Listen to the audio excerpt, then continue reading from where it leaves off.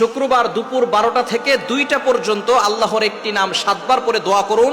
আল্লাহ আপনার সকল দোয়াগুলো কবুল করবেন, মনের নেক আশাগুলো আল্লাহ তাআলা পূরণ করে দিবেন। মনে রাখবেন, জুমার দিন হচ্ছে ফজিলতের দিন। জুমার দিন হচ্ছে সাপ্তাহিক দিনের ভিতরে সর্বশ্রেষ্ঠ দিন, leader of the all days, সকল দিনের হচ্ছে সর্দার, সৈয়দুল আইয়াম।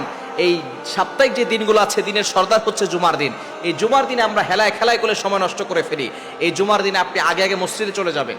জুমার দিনে আপনি উত্তম রূপে ওযু করবেন এবং গোসল করার চেষ্টা করবেন। গোসল করে আপনি উত্তম পোশাক পরে, আতর অথবা পারফিউম ব্যবহার করে, এরপর আপনি ডান দিক থেকে হেঁটে হেঁটে পায়ে হেঁটে মসজিদে যাবেন, আগে আগে মসজিদে যাবেন।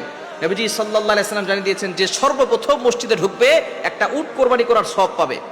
এবং সে যদি একেবারে খতিব সাহেবের সামনে বসে এবং খুতবা চুপচাপ করে শুনে নামাজ পড়ে, আল্লাহ পাক রব্বুল আলামিন তার প্রতি কদমে কদমে 1 বছর নফল ইবাদত করার সওয়াব দান করবে।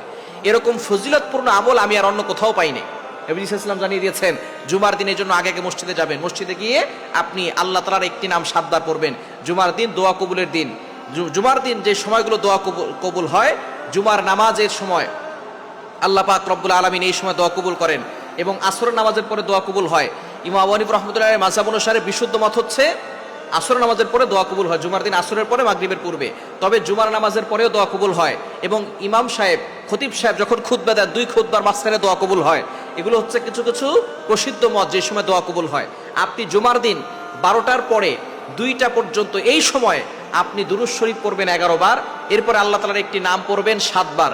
নামটি হচ্ছে ইয়া রহমান, ইয়া রহমান, ইয়া রহমানু। আপনি এটা 7 বার পড়বেন। এরপরে আপনি আল্লাহর কাছে দোয়া করবেন। দুরূদ শরীফ 11 বার পড়বেন। দুরূদ শরীফের কারণে কিন্তু আপনার দোয়াগুলো আল্লাহর আরশে গিয়ে নক করে। অনেকে আমরা দোয়ার সময় দুরূদ শরীফ পড়ি না। দুরূদ শরীফের ফজিলত হচ্ছে, যে ব্যক্তি দুরূদ শরীফ পড়ে আল্লাহ পাক রব্বুল আলামিন এই দোয়াটা সাথে সাথে আরশে আযমে গিয়ে পৌঁছায়, আল্লাহ তার দোয়াগুলো কবুল করেন। আর দুরূদ শরীফ না পড়লে এটা মুআল্লাকুন, ঝুলন্ত পেন্ডিং অবস্থায় থাকে, এটা আরশে আযমে গিয়ে নক করে না। এজন্য 11 বার দুরূদ শরীফ পড়বেন। এরপরে 7 বার আল্লাহর এই গুণবাচক নামটি পড়বেন, ইয়া রহমানু, ইয়া রহমানু। এটা 7 বার করে আল্লাহর কাছে দোয়া করবেন।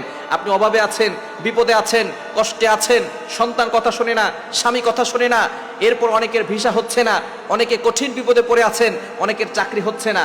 আপনি দোয়া করেন, আল্লাহ তাআলা আপনার সকল দোয়াগুলো কবুল করবেন।